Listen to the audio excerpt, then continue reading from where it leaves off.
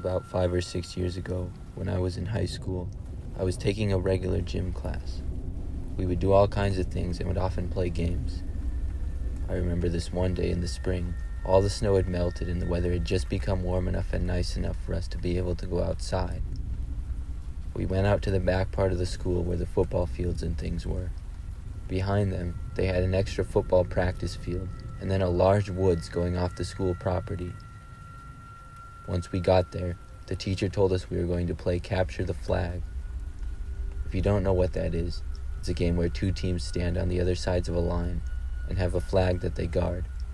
Your goal is to try to get to the flag and bring it to your side without being touched, or else you're out.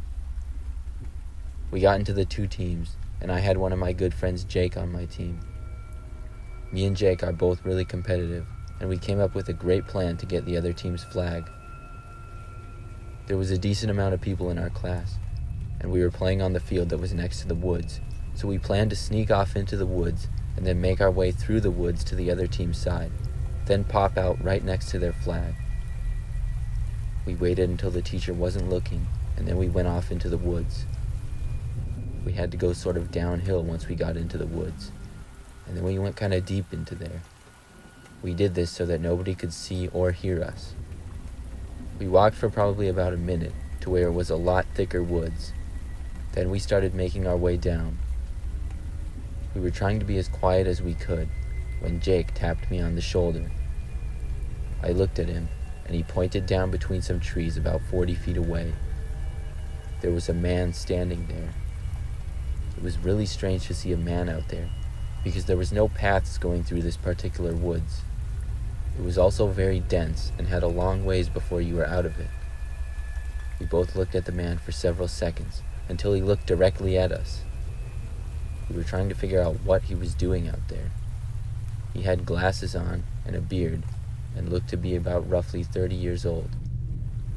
After us both staring at each other for an uncomfortable amount of time, the man smiled and then started waving us over to him.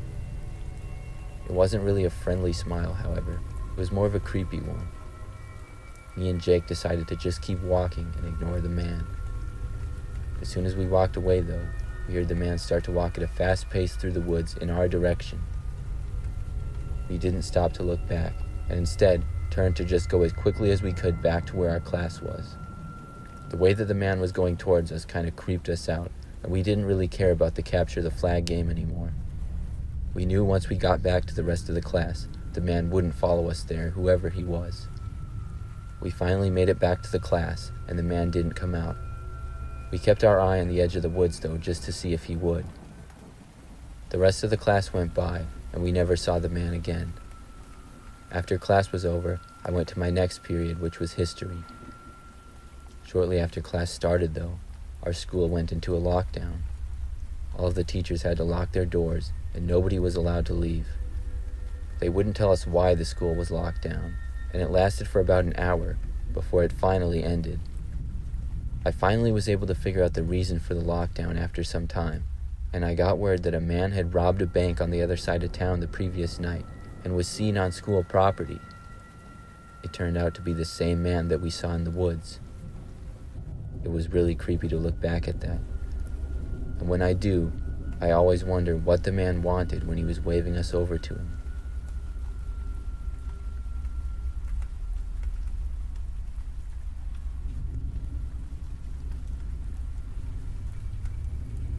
This story takes place back when I went to high school. At the time, I was an 18-year-old girl and a senior. I was taking a weightlifting class, which I didn't mind because I played volleyball. It was my third hour class, and I went to it one day to see that we had a substitute teacher. I had never seen this man before, and from the first second I saw him, I immediately got the creeps. I try not to be a judgmental person, but I couldn't help that something just seemed off the first time I saw him. He looked to be about 30 to 40 and was balding with a slight beard. When the bell rang, he announced to us that he was the substitute teacher for the day, and then he made some sort of joke which nobody laughed at. Then he started taking attendance, going down the line that we always stood in. He made some comments to several people, joking with them, and when he got to me, He told me I smelled good in a way that I found slightly inappropriate. After that, he continued to walk down the line. We went on with our normal lift for the daily workout, and I overheard some kids making comments about how they thought the guy seemed weird and wondered how the school found him to teach today. He pretty much stayed out of our way during the workout, however, and sat in the corner. When class was over, we all left. The rest of the school day was very normal. But as I drove home that day, when I was pulling out of the school parking lot, I noticed a car pull out after me and saw that the substitute teacher guy was driving. I found this especially odd because I was leaving from the student parking lot and there was a separate parking lot just for the staff. I told myself maybe he didn't know where to park being a substitute and drove the rest of the way home listening to music and kind of zoning out. But when I pulled into my quiet street, I noticed he was still following me. I had to do a double take, and when I pulled into my driveway, he drove on by. I found it strange and was now kind of creeped out. My street had a dead end on it just about a quarter mile up the road. Sure enough, after I got inside my house, I looked out my front window and saw him driving back the other way. I immediately told my mother, but she said it was likely just a coincidence and to not worry. But later that night, as I was about to go to bed, I walked through the living room where my mother was watching TV. When I did, I saw a car drive by, but then slow down in front of our house and nearly come to a stop. When I looked closer, I noticed it to be the same car the creepy sub had. I immediately told my mom again, and after she took a look, she called in my dad, who stormed out of the house yelling, and the car immediately drove away. We ended up reporting everything to the school the next day. I'm not sure exactly what happened to the guy, but I was told I wouldn't have to worry about him anymore.